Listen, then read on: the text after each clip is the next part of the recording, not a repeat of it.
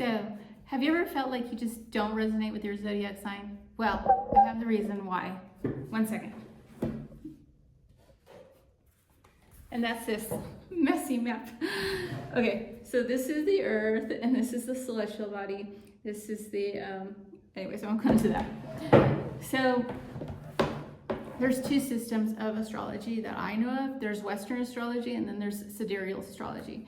So the Hinduism or the Hindu culture or Indian culture, they use sidereal astrology. It's called Vedic astrology, or Jyotish to be more specific. Jyotir, which means light. And then there's Kabbalists. They also use the sidereal system.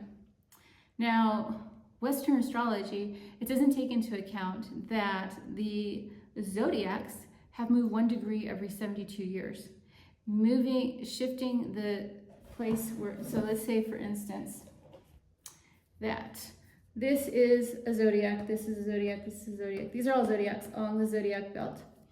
Now, that means if they've shifted 23.5 degrees, if this was like Aries, Aries is now over here in this place. It's not, and that would mean that this sign is replacing Aries. So let's say, for instance, you think you know your birthday is December 2nd. So you would think in Western astrology, you'll say, oh, I'm a Sagittarius.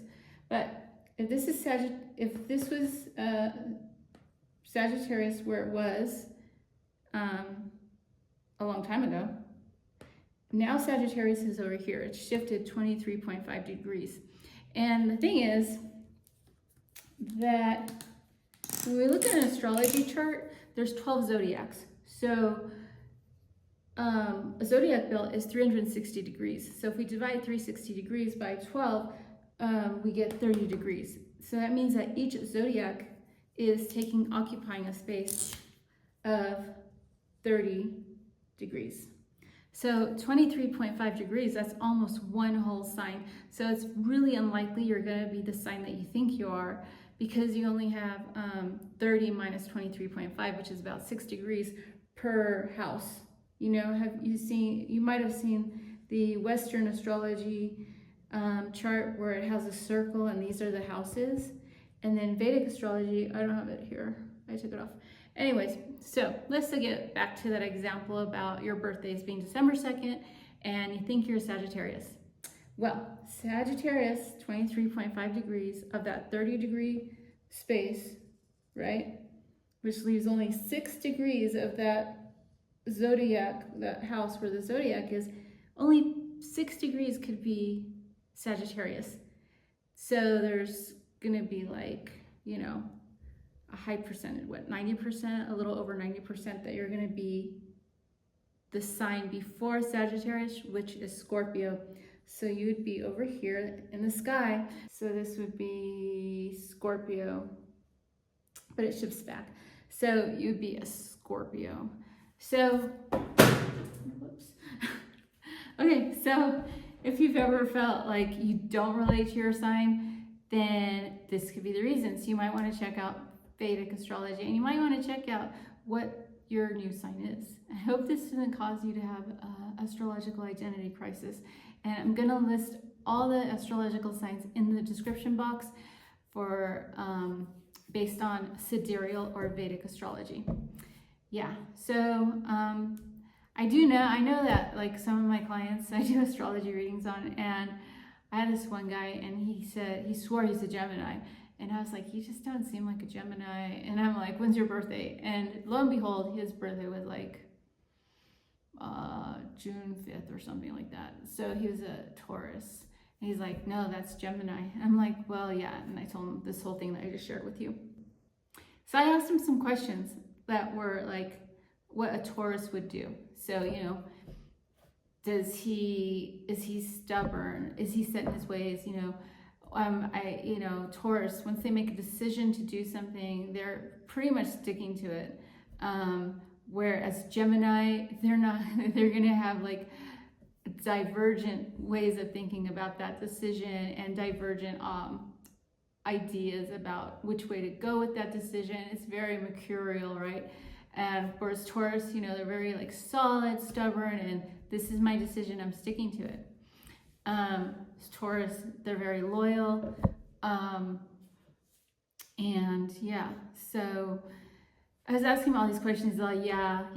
You know, we were checking off all the boxes indicating he's a Taurus. And I said, well, that's a Taurus. And then I told him about Gemini, and I'm like, are you like this? No. Do you do this as a Gemini? No. This? No. But of course, being a Taurus, he's going to be stubborn and think, no, I'm a Gemini. And even a mutual friend of ours was like, no, you seem like a Taurus. You don't seem like Gemini. So yeah, there's a lot of people who might identify with the Western astrology. And I don't know if that's because once they've read the Western astrological sign, they identify with some parts of that sign because maybe that sign is prominent in their chart. So you might have like a house that has Leo that's very active in that house, or maybe you're relating to that sign, because we have all the signs in our astrology chart. Myself personally, in college, I did not relate to my sign, and I was like, I just don't relate to this sign. I really could not see how I was that sign. And so I thought astrology is woo-woo and just fake. I didn't believe in it. And yeah, it was until after college that I started researching it and testing it out and seeing if, well, actually I would pick people's signs and I would say, okay, well, it was actually a more developed way of testing people based on this other system. And I was able to accurately pinpoint by just observing the person, their astrology. But that astrology system is based on Western, but there's some overlap with the Vedic. So anyways, I won't go into that. But now, after testing it for quite a while, I see that, yeah, even if you become enlightened, you're still gonna have to deal with your astrology. So even saints will have to deal with their astrology. However, they're more equanimous and the effects on them are less bearing on them. So it doesn't affect them as much. It's just something they go through. So there are remedies you can do for your astrology, right? You can do like mantras, you can do yoga. There's some karmas in your astrology chart that you can work out through meditation, yoga, pranayama, being a vegetarian on certain days or being full vegetarian. And then there's some karmas that are not, that you cannot overcome so easily unless you are become enlightened, or you are in the presence of a saint or a guru, and they can really nullify those really deep karmas.